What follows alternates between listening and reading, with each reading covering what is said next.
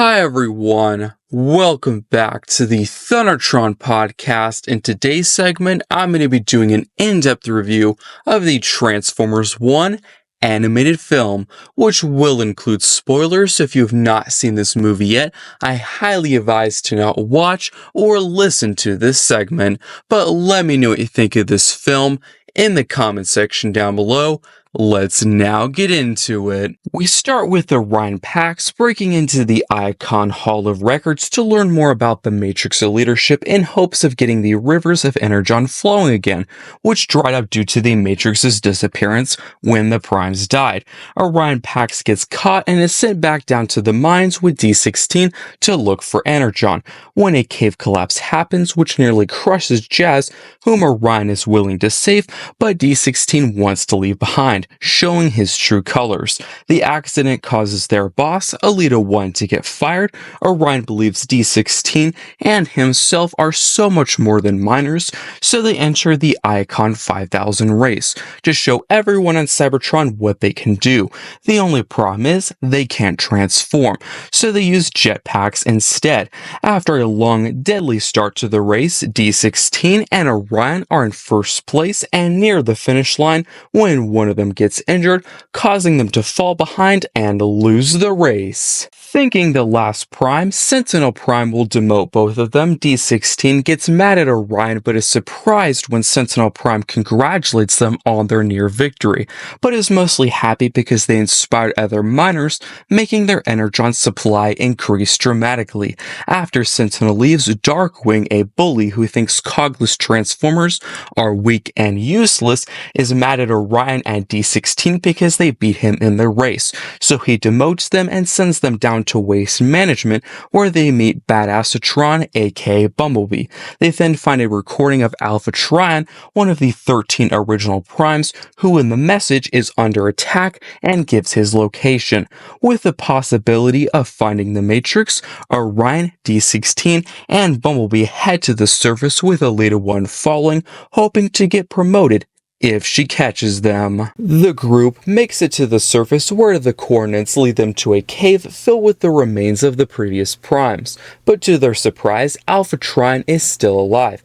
Alpha Trion reveals that Sentinel Prime is a fraud and that he led him and his fellow Primes into a trap where the Quintessons and Sentinel Prime killed his brothers and sisters.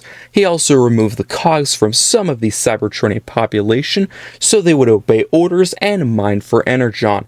Orion Pax, D16, Bumblebee, and Alita 1 in disbelief don't think Sentinel could do something like that, so Alpha Trion sends them outside of the cave where they witness Sentinel Prime handing over all of the Energon, the cogless mind, in exchange for him staying in power and them not attacking Cybertron. D16, filled with rage, wants to see Sentinel Prime on his knees and in chains, while the rest of the group wants the people to know the truth.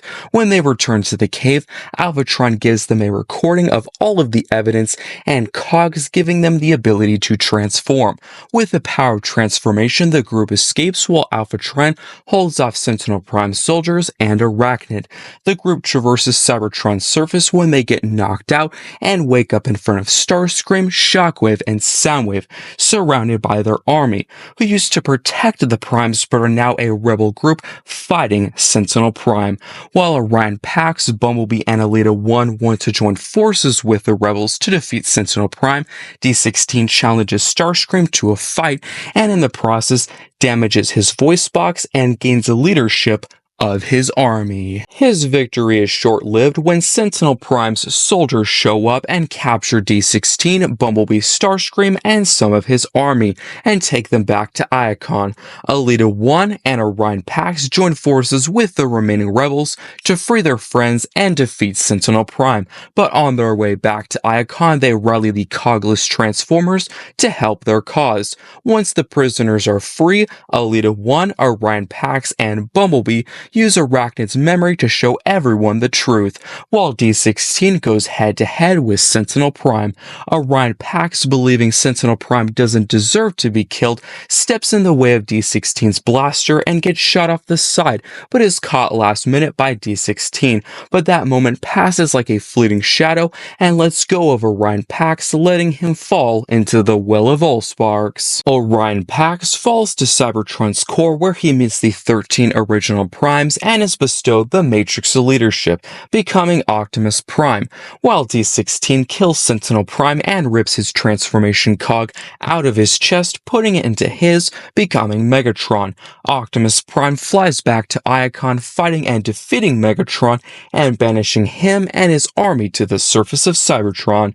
The movie ends with Optimus Prime promoting Bumblebee and Elita 1 and forming the Autobot faction, then rolling out. We also get 2 ending credit scenes, one where Bumblebee goes back to Waste Management and tells Steve about all of what happened but accidentally cuts off his head again. The other shows Megatron forming the Decepticon faction. So wrapping up this segment, the 4 main characters, Orion Pax, D16, Elita 1, and Bumblebee, voiced by Chris Hemsworth, Brian Henry, Scarlett Johansson, and Keegan Key, put on an amazing performance with tons of energy, emotion, and heart. The movie looks beautiful with highly detailed and colorful animation. Overall, the film brought Transformers back to its roots, stayed true to the lore, and made us all feel like kids again. And that's all I have to say about this film. I hope you enjoyed this review, and I will see you next time.